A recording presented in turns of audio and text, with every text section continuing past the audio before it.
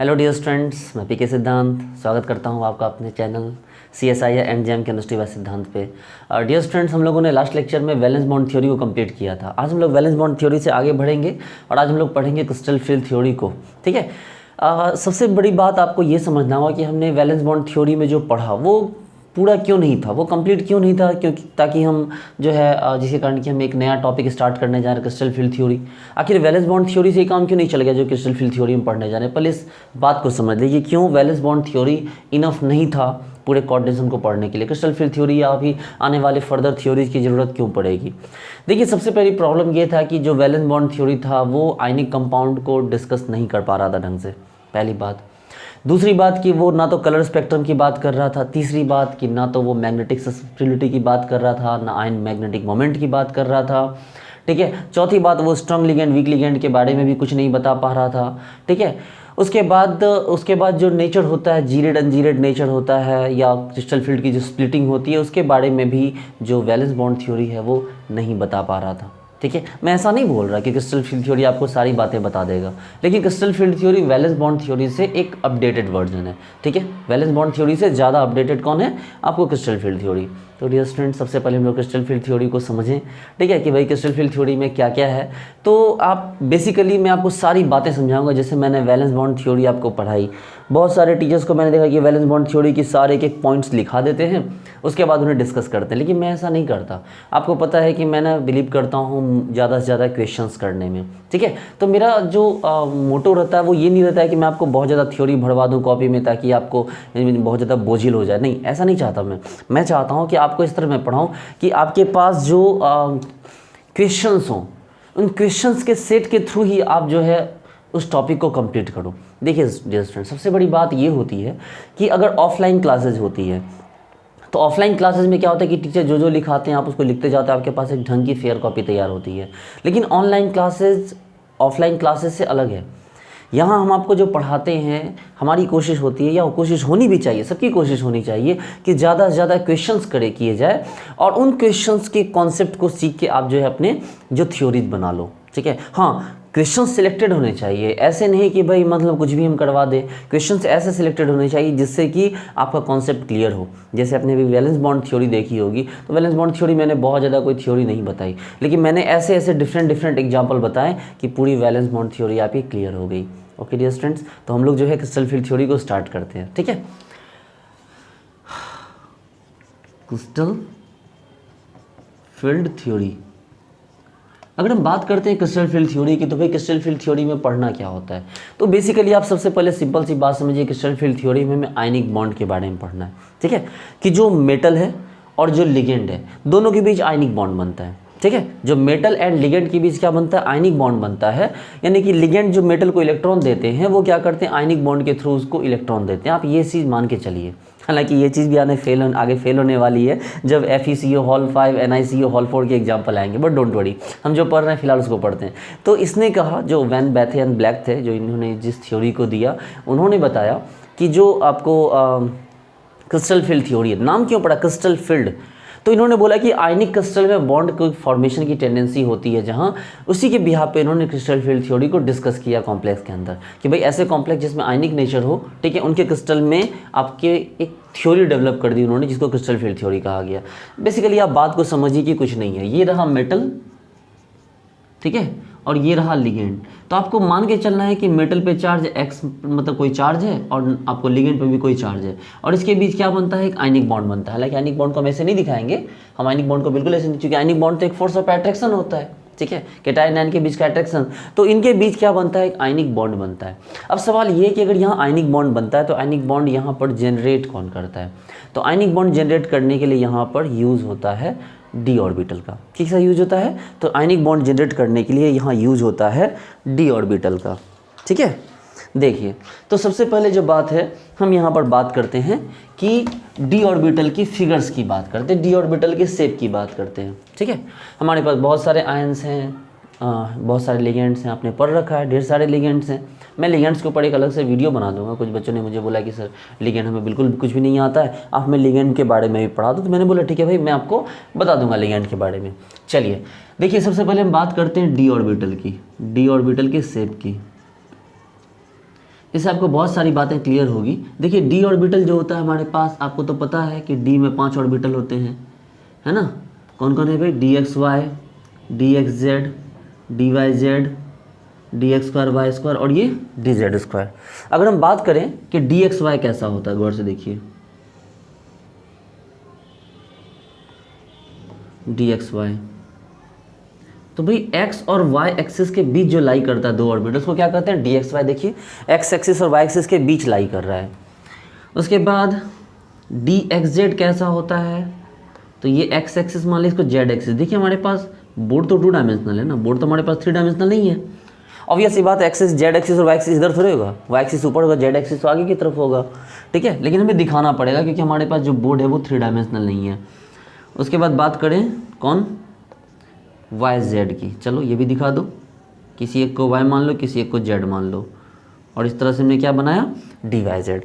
तो ये देखिए एक्स वाई के बीच लाई करता है, ये एक्स जेड एक्सिस के बीच लाई करता है, ये वाई जेड एक्सिस के बीच लाई करता है। तो ये डी एक्स वाई हो गया, ये हो गया आपको डी एक्स जेड, ये हो गया आपको डी वाई जेड। जबकि बात करते हैं d x square y square की, तो d x square y square कैसा होता है?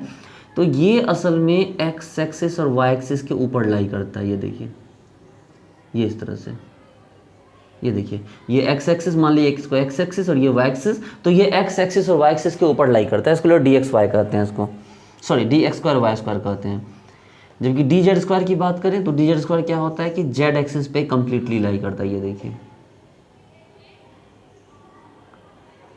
ये देखिए, ठीक है। ये डी जेड स्क्वायर हो गया क्योंकि ये जेड पे इस तरह से लाई कर रहा है, ये जेड एक्सिस है, ठीक है। तो ये क्या हो गया आपका? डी जेड स्क्वायर हो गया। देखिए यहाँ पर एक कॉन्सेप्ट और आता है बच्चे लोग, एक कॉन्सेप्ट आता है जीरेड एंड अनजीरेड का, ठीक है। देखिए बहुत लोग इसको उल्टे पुल्टे तरीके से बोलते हैं, कोई जीरेड बोलता है, कोई जीराड बोलता है, अनजीराड बोलता है। ऐसे नहीं बोलना, जीरेड इसका स्पेलिंग हो गया, जो उसका फिक्स प्रोनाउंसिएशन हो गया वो जीरेड हो गया, ठीक है। देखिए हमारे पास जैसे क्या होता है कि जीरेड अनजीरेड का मतलब क्या हो गया कि अगर सेम टाइप के जो लोब होते हैं अगर वो सेम फेज में हो, ठीक है, अगर सेम साइज़ के या सेम चार्ज वाले जो लोब होते हैं वो अगर सेम फेज में हो तो उसको हम लोग क्या कहते हैं? उसको कहते हैं जीरेड। जबकि अगर अपोजिट चार्ज वाले लोब अगर सेम फेज में हो तो हम लोग क्या कहते हैं? उसको कहते हैं हम लोग क्या? अनजीरेड। जैसे समझिए बात को, ये देखिए, ये हो गया हमारा एस ऑर्बिटल, ठीक है। आप कहीं भी जाइए आपको चार्ज इक्वल मिलेगा। खैर इसमें चार्ज डिस्ट्रीब्यूशन इस तरह से है कि भाई ये क्या हो गया, इसमें कहीं भी जाइए आपको सेम टाइप का ही चार्ज मिलेगा, किसी भी एक्सिस में जाए, एक्स एक्सिस, वाई एक्सिस और ये जेड एक्सिस। खैर ये राउंड है तो कोई बात ही नहीं। ये देखिए, ये हो गया पी एक्सिस।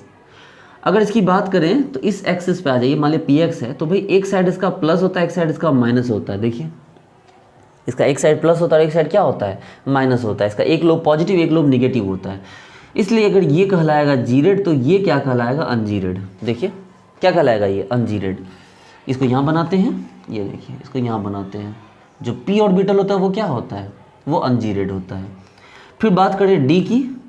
देखिए अगर बात करते हैं हम लोग डी की, तो डी कैसा भी हो, लेकिन डी के साथ प्रॉब्लम है कि अगर एक यहाँ प्लस होगा तो यहाँ भी प्लस होगा, यहाँ माइनस होगा तो यहाँ भी माइनस होगा। तो ये क्या हो गया? Once again gerade. लेकिन अगर अनजीरेड की बात करते हैं, ठीक है, तो अनजीरेड की बात करेंगे तो इसके जितने भी ऑर्बिटल्स होंगे, ढेर सारे ऑर्बिटल होंगे इसके, इन सब के साथ प्रॉब्लम होगी, इधर प्लस होगा इधर माइनस होगा, प्लस तो माइनस, प्लस तो माइनस, प्लस तो माइनस, ठीक है। तो ये क्या हो गया आपको कि जो ये एस ऑर्बिटल है ये जीरेड हो गया, जबकि पी ऑर्बिटल के जो होते हैं वो क्या होते हैं? अनजीरेड होते हैं। फिर डी ऑर्बिटल जो होता है वो क्या होता है? फिर से जीरेड होता है। और जो एफ होता है वो क्या होता है? वंस अगेन अनजीरेड होता है। देखिए ये एस, ये पी, ये डी और ये क्या? एफ। चलिए इसके अलावा अगर हम बात करते हैं अगर बॉन्ड्स फॉर्मेशन की, देखिए डियर स्टूडेंट्स हम बात करते हैं बॉन्ड फॉर्मेशन की। जो बॉन्ड, दो तरह के बॉन्ड होते हैं, ठीक है। आपको बॉन्ड क्या होता है? दो तरह के होते हैं, सिग्मा एंड पाई, ओके। अब एक फंडा समझिए आप कि जैसे सिग्मा बॉन्ड बनना है, सपोज कीजिए सिग्मा बॉन्ड बनना है, ये है, एक और लीजिए, हम इन दोनों को मिलाकर सिग्मा बनाने जा रहे हैं। जब हम सिग्मा बनाएंगे तो जो पॉजिटिव पॉजिटिव हुआ वो एक डायरेक्शन में आ गया, ठीक है, एक फेज में आ गया। देखिए ये पॉजिटिव पॉजिटिव जुड़ गया और ये ऐसा हो गया और ये इस तरह से हो गया। देखिए मैंने क्या बोला था? सेम फेज में, देखिए सेम फेज में सेम चार्ज आ गया। देखिए तो ये क्या हो गया? ये आपका सिग्मा हो गया। और चूंकि सिग्मा हो गया तो ये वन सेकेंड क्या हो गया? आपका जीरेड हो गया। ठीक है, ये क्या हो गया आपको जीरेड हो गया। लेकिन अगर हम सिग्मा स्टार बनाए, मतलब कि सिग्मा को तोड़ने की प्लानिंग करें, अगर हम ये देखिए, अगर हम सिग्मा बॉन्ड को तोड़ने की प्लानिंग करें, प्लस माइनस माइनस प्लस, देखिए अब क्या हो गया, सेम चार्ज नहीं है सेम फेज में। अब देखिए अपोजिट चार्ज है, ये अगर टकराएगा आपस में तो ये क्या हो जाएगा, बिल्कुल टूट जाएगा इस तरह से। ये देखिए प्लस माइनस माइनस प्लस, ये इस तरह पूरी तरह क्या हो जाएगा, टूट जाएगा। तो ये चूंकि सेम चार्ज जो है वो सेम फेज में नहीं है, इसलिए इसको क्या कहा गया, इसको कहा गया अनजीरेड।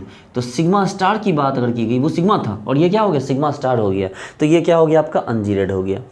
देखिए अब बात करते हैं पाई बॉन्ड की। ठीक है, हमने ये देखा कि भाई ये एक फेज की बात की गई, फेज सेम फेज, यानी कि जब सेंटर से आप एक लाइन गुजारिए ना, गौर दो देखिए, तो ये देखिए ये फेज की बात की गई। देखिए सेम फेज में पॉजिटिव पॉजिटिव है, उसी फेज में निगेटिव निगेटिव है। लेकिन यहाँ देखिए सेम फेज में, इस फेज में क्या हो गया, पॉजिटिव निगेटिव है, इस फेज में क्या हो गया, निगेटिव पॉजिटिव है। आपको सेंटर से लाइन पास करना जरूरी है, तभी फेज की बात की जाएगी। चलिए अब हम इसी में बात करते हैं पाई बॉन्ड की। देखिए अगर हम पहले तो बात करते हैं पी ऑर्बिटल में जो पाई बॉन्ड बनता है, गौर से देखिए, ये प्लस प्लस माइनस माइनस जोड़ दीजिए दोनों को। जब दोनों को जोड़िएगा तो ऐसे जुड़ेगा ना। देखिए बहुत लोग ये समझ नहीं पाते हैं कि पाई बॉन्ड कॉन्जुगेट कैसे कहा गया, क्योंकि सर प्लस प्लस तो सेम तरफ है और माइनस माइनस तो सेम तरफ है। तो भैया मेरी बात तो सही है, लेकिन मैंने आपको क्या बोला है कि सेंटर से भी पास करना पड़ेगा ना, आपको सेंटर से लाइन पास करना पड़ेगा। और ये सेंटर यहाँ रहा, देखिए तो क्या हुआ, क्या है सेम फेज में, प्लस माइनस। चेक कीजिए क्या है सेम फेज में, प्लस माइनस। दैट्स वाई कि जो पाई बॉन्ड बना वो क्या है, वो अनजीरेड है।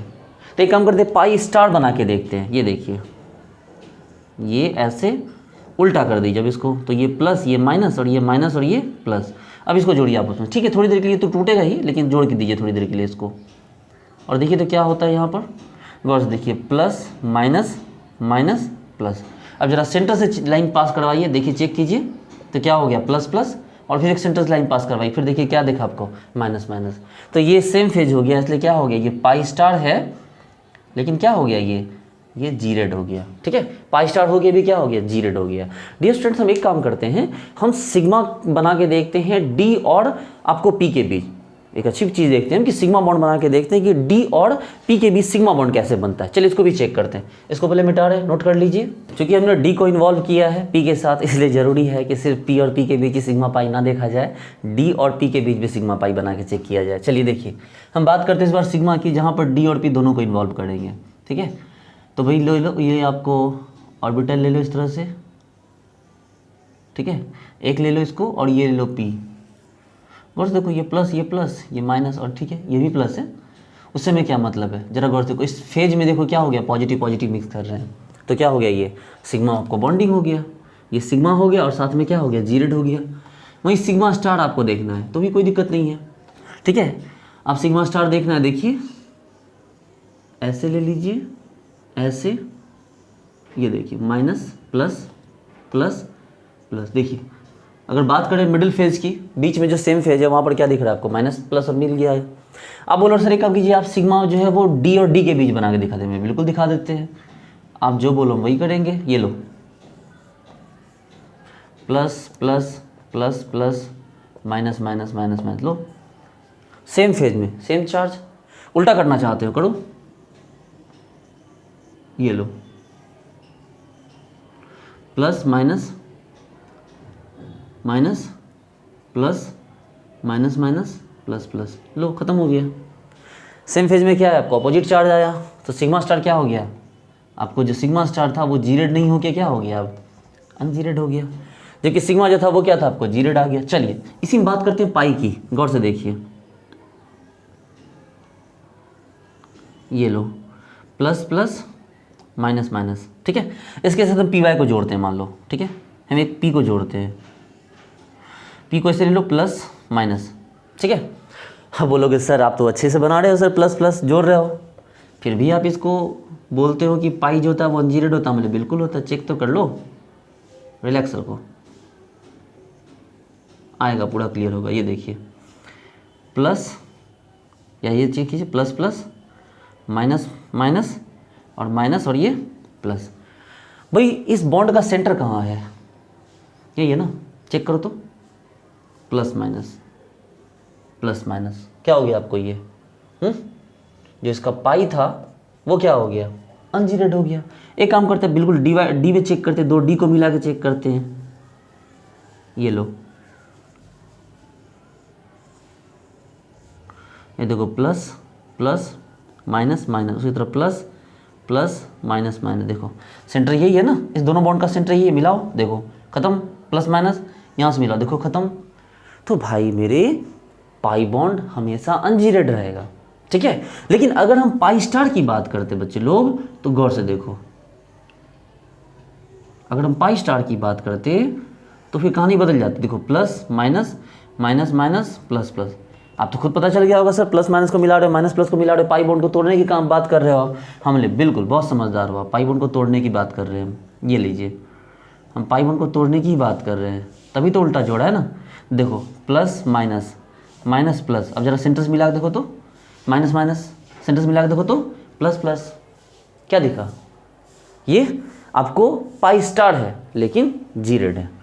देखो पाई स्टार है लेकिन जीरेड है। एक काम करो, अब डी को भी जोड़ के देखो, एकदम अपने सारे दिमाग से कन्फ्यूज़न दूर कर लो, कोई भी कन्फ्यूज़न नहीं होना चाहिए दिमाग में। ये देखो plus plus minus minus minus minus plus plus, लो जोड़ दिए हम।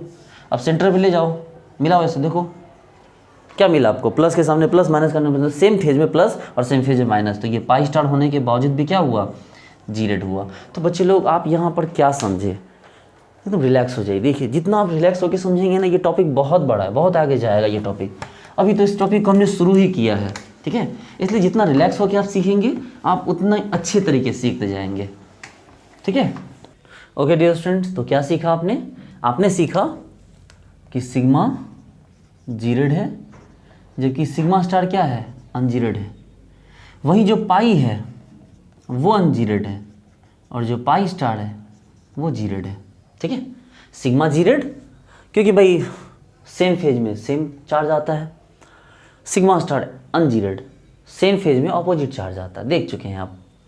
Pi bond ungeared same phase में ऑपोजिट चार्ज आता है और pi star geared same phase में सेम चार्ज आता है। इसके अलावा और क्या सीखा आपने, S geared, P ungeared, D geared, F ungeared, इतनी सारी बात आपने यहाँ पर सीख ली। डियर स्टूडेंट्स, हम बात करते हैं कि जो डी ऑर्बिटल उसकी स्प्लिटिंग कैसे होती है, ठीक है। गौर से देखिए, जो हमारे पास अगर मान लिया डी एक्स वाई है, तो वो कभी ऑर्बिटल पे नहीं आता, मतलब एक्सेस पर नहीं आता। उसके जो ऑर्बिटल होते हैं वो कभी एक्सेस पर नहीं आते, वो क्या होते हैं, एक्स और वाई एक्सिस के बीच मूव करते हैं। अगर ये एक्स और जेड होता तो वो एक्स और जेड एक्सिस के बीच मूव करता, अगर ये वाई और जेड होता तो ये हमेशा क्या करता, वाई और जेड एक्सिस के बीच मूव करता, कभी एक्सिस पे नहीं आ सकता।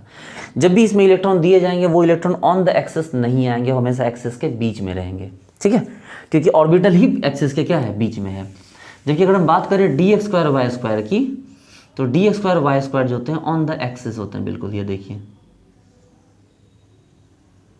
ये देखिए, ये एक्स एक्सिस, ये वाई एक्सिस, तो जो एक्स स्क्वायर वाई स्क्वायर होगा वो बिल्कुल एक्सिस पर ही आएगा। देखिए x square y square, d x square y square. जबकि जो डी जेड स्क्वायर है वो कहाँ आ रहा है, तो वो भी बिल्कुल एक्सिस पर ही आएगा। आप उसके लिए बिल्कुल टेंशन फ्री हैं, देखिए वो भी क्या आ जाएगा, बिल्कुल एक्सिस पर ही आ जाएगा, ठीक है। तो इसका इस तरह से क्या होता है, स्प्लिट करता है। अब हम बात करते हैं कि इस ऑर्बिटल को स्प्लिट कैसे किया। जैसे हम लोग सीएफटी के अंदर बिल्कुल जा रहे हैं हम लोग, अभी तुम रिलैक्स होकर सीखिए। मैंने बोला कि भाई आप जो है ऑर्बिटल को स्प्लिट कैसे करेंगे, अब इसको सीखना जरूरी है। अब देखिए, सपोज कीजिए कि हमारे पास ये डी ऑर्बिटल है, ठीक है, ये हमारे पास डी ऑर्बिटल है। इसको थोड़ा नीचे बनाते हैं, ज़्यादा बेटर तरीका रहेगा। ये देखिए, ये डी ऑर्बिटल, इसमें आपको पता है डी एक्स वाई है, डी एक्स जेड है, डी वाई जेड है, d x square y square है और डी जेड स्क्वायर है, ठीक है। ये 5 डी जनरेटेड एटॉमिक ऑर्बिटल है। ये क्या है, पांचों डी जनरेटेड एटॉमिक ऑर्बिटल। अभी इन सब की एनर्जी क्या है, सिमिलर है। इनके कांटेक्ट में लिगेंड लाए गए, इनके कांटेक्ट में लिगेंड लाए गए। जैसे इनके कांटेक्ट में लिगेंड आए, इनकी एनर्जी क्या हो गई, इनकी एनर्जी बढ़ गई।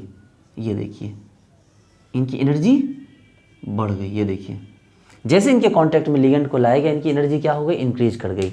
देखिए ये जस्ट लाइक ऐसा ही है कि मान लीजिए, देखिए कहीं आप सोए हुए हैं, ठीक है, आपको घर पे अपने सोए हुए हैं और आपके घर में बहुत अच्छा सा खाना बन रहा है, बहुत टेस्टी खाना बन रहा है, और अचानक से वो मम्मी जो है खाना जो है आपके आसपास से लेके गुजरी, तो क्या हो गया, आपकी उस खुशबू से आपकी नींद खुल गई। अभी आपको खाना नहीं मिला है, लेकिन उस खाने की खुशबू से आपकी क्या हो गई, नींद खुल गई, ठीक है। तो वो खाने की खुशबू से अगर नींद खुली, इसका मतलब है कि आपकी एनर्जी क्या आ गई, बढ़ गई है। अभी आप स्प्लिट नहीं, क्योंकि आपने हाथ पैर धो के आपने पालथी मार के खाना खाने नहीं बैठ गए इस खुशबू से, लेकिन इस खुशबू से क्या हो गया, आपकी एनर्जी जरूर बढ़ गई, ठीक है। क्या हो गया, व्हेन लिगेंड इंट्रोड्यूस, कि जब लिगेंड आसपास आया, ठीक है, व्हेन लिगेंड इंट्रोड्यूस, कि जब लिगेंड आसपास आया, और उसके बाद जब लिगेंड इसके ऊपर जब अटैक करता है, इसके साथ जब बॉन्ड बनाता है, तो फिर ये जाके क्या हो जाता है ना, ये पूरी तरह से स्प्लिट कर जाता है, ठीक है। ये क्या कर जाता है, स्प्लिट कर जाता है। अगर ऑक्टाहेड्रल के वे में स्प्लिट करेगा, रिलैक्स रहिए, अगर ये ऑक्टाहेड्रल के वे में स्प्लिट करेगा तो होगा ये कि जो dx²y² ऊपर होंगे और dz² ऊपर होंगे, जबकि dxy, dxz और dyz क्या हो जाएंगे, नीचे आएंगे। देखिए मेरी इस चीज़ को समझना बहुत अच्छे से कि एग्जैक्टली ऐसा होता क्यों है। देखिए जैसे कि हमारे पास dxy है, dxz है, dyz है, ठीक है।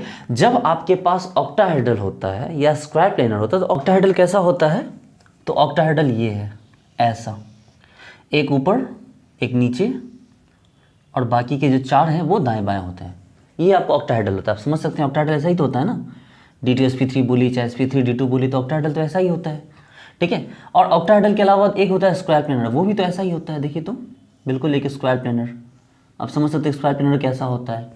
तो यहाँ पर सबसे बड़ी बात है कि यहाँ पर जो मेनली यूज हुआ है, तो यहाँ पर यूज होता है डायरेक्टली dx²y² और dz² ऑर्बिटल का। ये देखिए यहाँ पर मेनली किसका यूज होता है, dx²y² और dz² ऑर्बिटल, क्योंकि ये क्या है, ये जो xy एक्सिस के ऊपर dx²y² लाई किया और z एक्सिस के ऊपर dz² लाई किया, है कि नहीं। तो इस चक्कर में क्या होता है कि ये एक परफेक्ट स्ट्रक्चर बनता है। उसी तरह से अगर स्क्वायर प्लेनर की बात करें तो यहाँ भी देखिए, ये देखिए एक्स एक्सिस है, ये वाई एक्सिस है।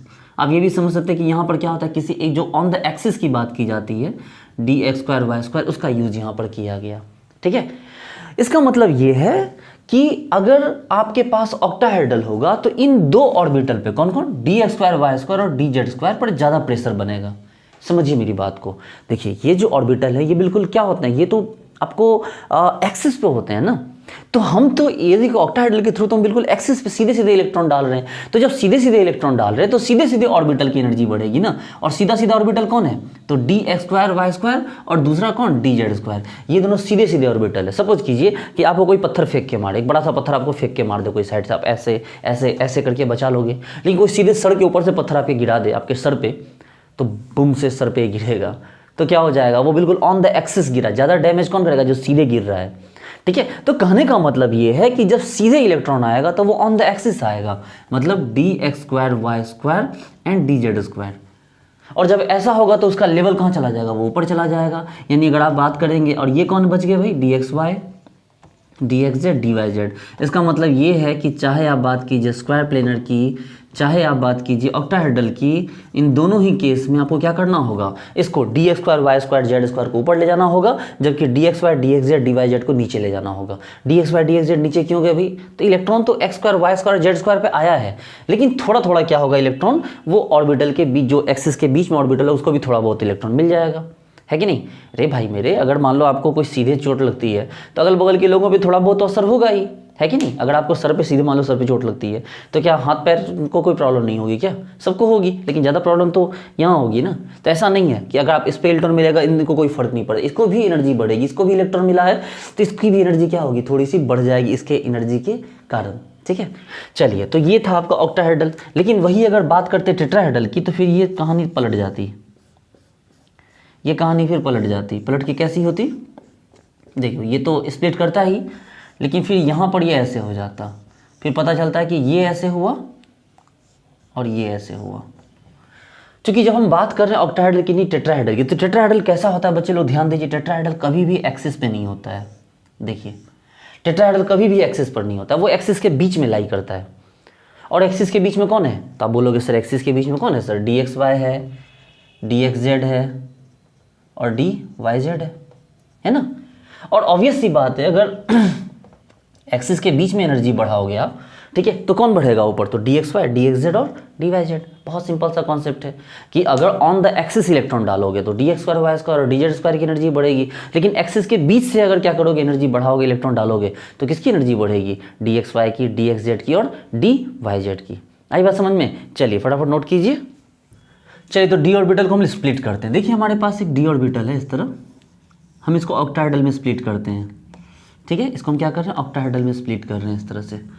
जब इसको ऑक्टाहेड्रल में स्प्लिट करेंगे तो ध्यान देने वाली बात होगी कि 2 ऑर्बिटल यहाँ स्प्लिट करेगा और 3 ऑर्बिटल इस तरह से स्प्लिट कर जाएगा। देखिए कौन कौन हो गया है ये, d x y, d x z, d y z, d y square y square और ये डी जेड स्क्वायर।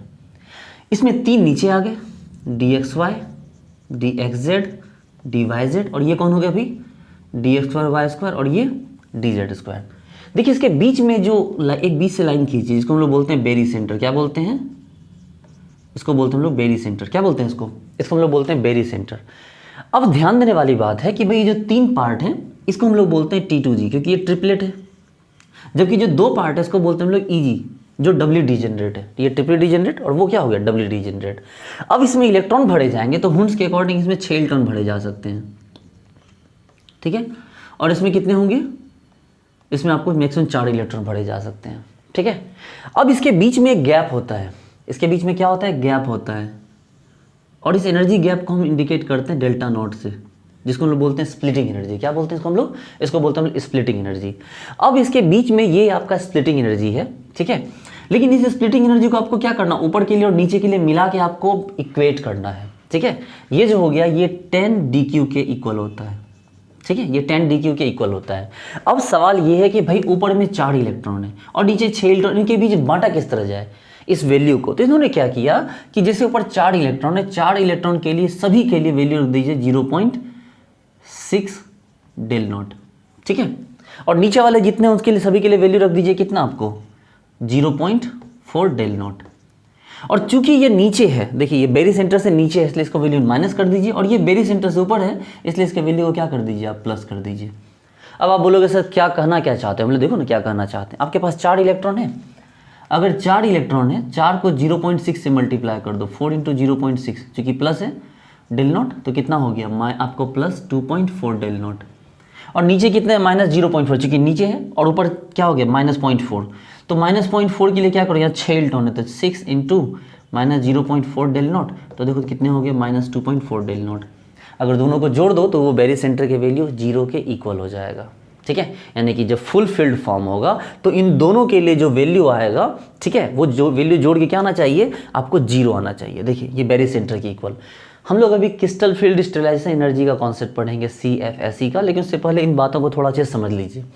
आप बोलोगे कि सर एक बात बताओ सर, ठीक है, हम इन चारों इलेक्ट्रॉन का प्रत्येक का वैल्यू हम जो कितना रख लिए 0.6, और ये 3 है चूंकि T2G, इसमें प्रत्येक वैल्यू का इलेक्ट्रॉन का वैल्यू क्या रख लिए 0.4, ठीक है। तो 0.4 को 6 से मल्टीप्लाई किया -2.4, और यहाँ पर क्या हो गया 4 था, 4 इलेक्ट्रॉन, तो 4 को हम लोग 0.6 से मल्टीप्लाई किए तो प्लस 2.4 डेल नॉट।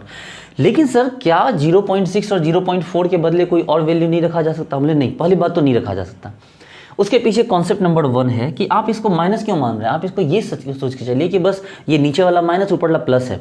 अगर इलेक्ट्रॉन के लिए दोनों को जोड़ देंगे 0.4 डेल नॉट और प्लस 0.6 डेल नॉट, तो ये मिलकर डेल नॉट के इक्वल हो जाएगा।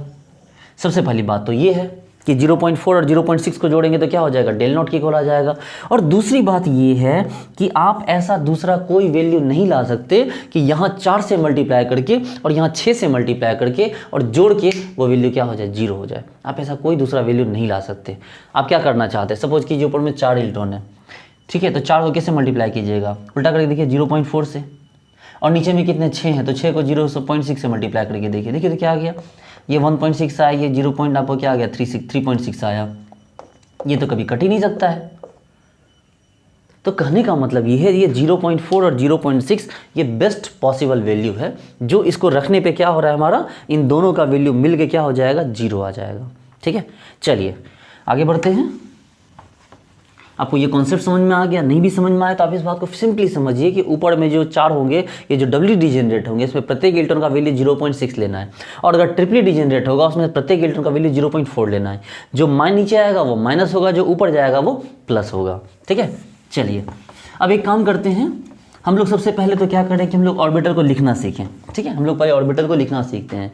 देखिए जैसे हम बात करते हैं D1 की, ठीक है, तो D1 कैसा होता है भाई, तो नीचे से स्टार्ट करना का हॉर्न्स रूल आपको पता है, और जो कि पॉली अबव प्रिंसिपल, इलेक्ट्रॉन जिसका नीचे होगा एनर्जी, मतलब जो नीचे होगा उसका एनर्जी कम होगा, उसमें इलेक्ट्रॉन पहले भरा जाएगा। देखिए ये D1, इसको भरिए D2,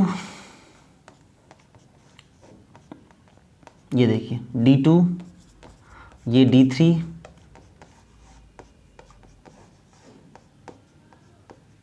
ये देखिए D3। ठीक है, अच्छा एक बात बताइए, इसका कन्फिग्रेशन क्या लिखिएगा? आपको तो पता है भाई T2G होता है और ये क्या होता है, EG होता है, तो आप इसको लिखेंगे सिंपल T2G1 EG0। क्या लिखेंगे इसको आप? T2G1 EG0। इसमें क्या लिखेंगे? इसमें लिखेंगे T2G2 EG0। इसमें क्या लिखेंगे? T2G3 EG0। देखो जो भी इलेक्ट्रॉन नीचे है ना, ऊपर तो है नहीं। चलिए अब बात करते हैं D4 की, लेकिन D4 में दो कहानी आएगी। दो कहानी इन द सेंस कि D4 के अंदर दो तरह की बात होगी, या तो D4 को हाई स्पिन किया जाए, मतलब 1 2 3 और 4 इलेक्ट्रॉन आसानी से ऊपर चला गया, तो ये कहलाएगा हाई स्पिन। क्या कहलाएगा ये कहलाएगा हाई स्पिन। इसका कन्फिग्रेशन क्या हो जाएगा? T2G3 EG1। लेकिन वहीं पर D4 का एक लो स्पिन भी पॉसिबल है। लो स्पिन मतलब कि आप इलेक्ट्रॉन को ऊपर लेके नहीं जाएंगे, आप इलेक्ट्रॉन को नीचे ही भरेंगे। क्यों भरेंगे समझेंगे हम। इलेक्ट्रॉन को ऊपर लेके नहीं जाएंगे, नीचे ही भरेंगे, तो क्या हो जाएगा? T2G4 EG0। देखिए चलिए और आगे बढ़िए, D5 की बात करते हैं। चलिए पहले D5 हाई स्पिन की बात करते हैं। कैसा होता है D5 हाई स्पिन? 1 2 3 4 5। और D5 का लो स्पिन कैसा होता है? देखिए ये D5 का लो स्पिन हुआ, 1 2 3 4 और 5। D5 के हाई स्पिन की बात करते क्या कन्फिग्रेशन होगा? T2G3 EG2। और D5 का हाई लो स्पिन का क्या कन्फिग्रेशन हुआ? T2G5 EG0। देखिए अरे बात समझ में। चलिए D6 की बात करते हैं। ये D6, पहले D6 के हाई स्पिन की बात करें तो D6 का हाई स्पिन कैसा होगा? ये 1 2 3 और 4 5 और फिर वापस से 6, ऐसे ही हाई स्पिन भरते हैं ना। इसका कन्फिग्रेशन क्या होगा? T2G4 EG2। लेकिन वही D6 की अगर लो स्पिन की हम बात करें तो D6 का लो स्पिन कैसा होगा? यहाँ भरिए 1 2 3 4 5 6, तो क्या हो जाएगा? T2G6 EG0। ठीक है, चलिए फिर D7 की बात करते हैं। ये लीजिए D7, पहले हम बात करते हैं हाई स्पिन।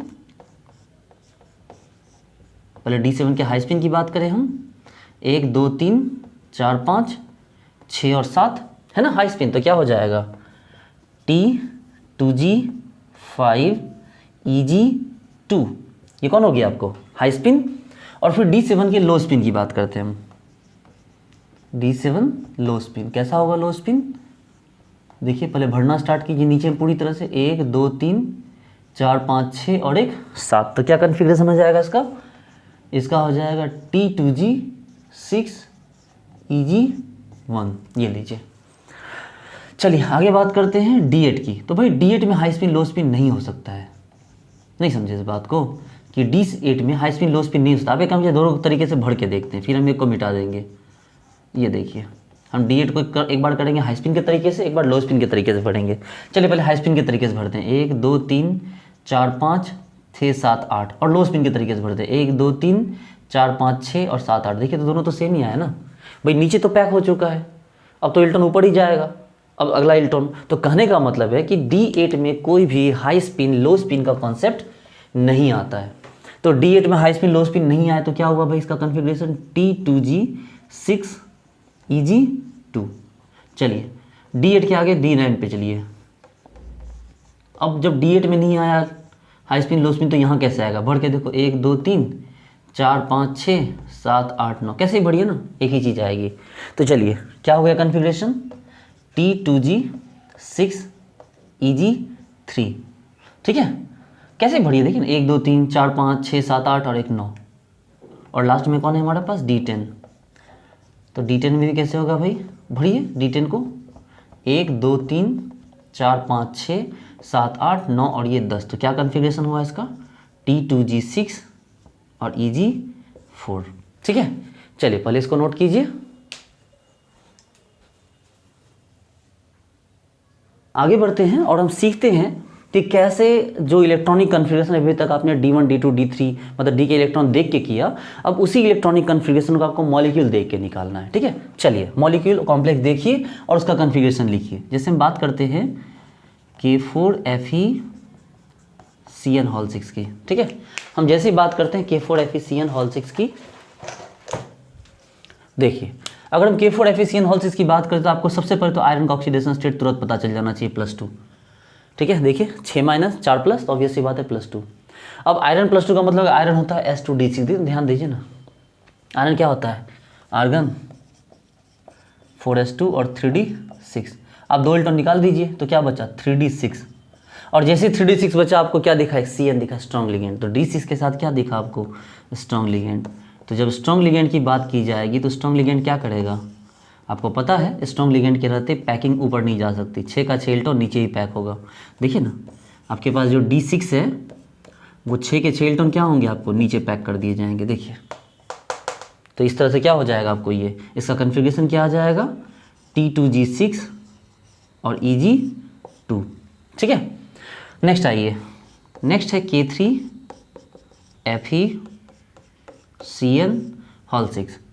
तो इस बार आयरन पे कितना चार्ज है, +3 का मतलब होता है आर्गन 4s2 3d6 में से क्या कीजिए, 3 इलेक्ट्रॉन निकाले जाता है, 2 यहाँ से निकालिए तो 0 हो गया, और D6 यहाँ से एक भी निकालिए तो 5 हो गया। अब चलिए आपके पास D5 है, इसको आपको क्या करना है, पैक करना है, 1 2 3 4 5, स्ट्रॉन्ग लिगेंड है ना तो पैक हो जाएगा। देखिए कैसे पैक होगा भाई, 1 2 3 ये देखिए, और 4 और 5, मतलब इसको यहाँ पैक कर दिया। देखिए क्या कन्फिग्रेशन आया इसका, T2G5 और EG क्या 0। नेक्स्ट आइए हम लेते हैं K3COCl6। देखिए कोबाल्ट पे 3+ है, ठीक है, आपको पता है एक स्पेशल केस है, लेकिन फिर भी ये क्या जान रहे हैं आप कि Cl वीक लिगेंड है। चलो पहले कोबाल्ट +3 की बात करें। कोबाल्ट क्या होता है, तो कोबाल्ट होता है आर्गन, कोबाल्ट 27 होता है ना, तो आर्गन 4s2 3d7, और इसमें से 3 इलेक्ट्रॉन निकाल दीजिए तो क्या हो गया, आर्गन 4s0 और 3d6, क्या गया 4s0 3d6। अब आपके पास D6 है लेकिन लिगेंड आपका वीक है, जो लिगेंड है वो क्या आपका वीक है, तो D6 को कैसे करोगे, तो उसका मतलब कि आपको अब लो स्पिन नहीं होगा, अब आपको हाई स्पिन भरना होगा, 1 2 3 4 5 और ये 6। तो क्या कन्फिग्रेशन आ गया, देखिए T2G4 और EG2, ये देखिए। नेक्स्ट आ जाइए, नेक्स्ट देखते हैं हम, जैसे कि देखते हैं आपको K2NiCN4। देखिए निकेल पे क्या हो गया, +2 चार्ज है।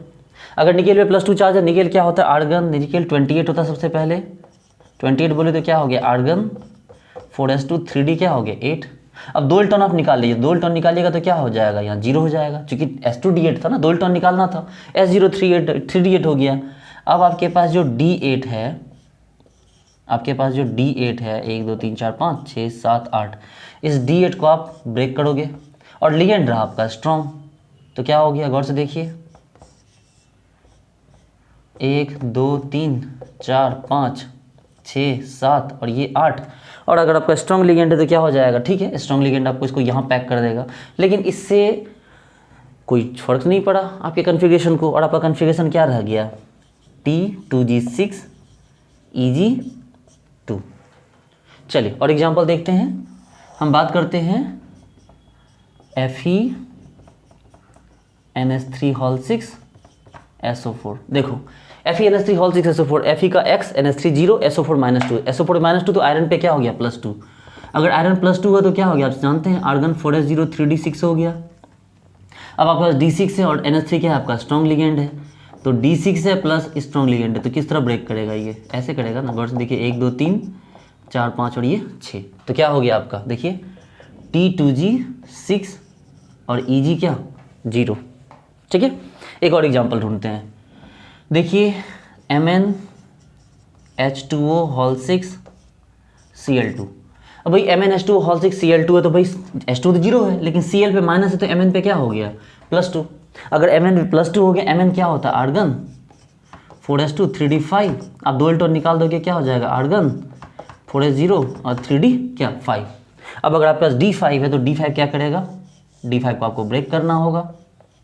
देखो 1 2 3 4 5, तो D5 को ब्रेक कीजिएगा तो कैसे ब्रेक होगा भाई, देखो चूंकि वीक लिगेंड है तो वीक लिगेंड आपको कुछ भी नहीं कर पाएगा, इलेक्ट्रॉन वैसे का वैसे रह जाएगा और आपका कन्फिग्रेशन क्या आ जाएगा T2G3 और EG क्या 2। आई बात समझ में। ओके डियर स्टूडेंट्स, तो हम लोग आज की वीडियो को इतना ही रहने देते हैं। नेक्स्ट क्लास में हम लोग इसका CFSE निकालना सीखेंगे। इतने अल्टीमेट वे में मैं आपको इसका CFSE निकालना सिखाऊंगा। यूँ चुटकियाँ बजा के आप इसका CFSE विदिन सेकेंड्स निकाल लोगे। जितने मॉलिक्यूल है ना, अगर नॉर्मल वे में चलो, नॉर्मल फैकल्टीज़ अगर पढ़ाएंगे, इन सब का CFSE निकालने में आपको लगभग 10 से 12 मिनट, 4-5 मिनट तो लगे ही जाने हैं। लेकिन मैं आपको सिखाऊंगा कि कैसे इसकी CFSE को विदिन सेकेंड्स आप बनाओगे, और 1 सेकेंड में, मतलब मैं विदिन 5 सेकेंड, आप लिखवा लो मेरे से कि नेक्स्ट क्लास में जब मैं इसकी वीडियो लेके आऊँगा तो 5 सेकेंड इनफ होंगे इसकी CFSE निकालने के लिए। ठीक है डियर स्टूडेंट्स, तो आप मेरी वीडियोज़ को लाइक कीजिए, चैनल को सब्सक्राइब कीजिए और बने रहिए मेरे साथ। मैं आपको पूरा सब्जेक्ट, पूरा सिलेबस आपको पढ़ा के दूंगा। ओके डियर स्टूडेंट्स, चलिए मिलते हैं नेक्स्ट क्लास में। Thank you so much.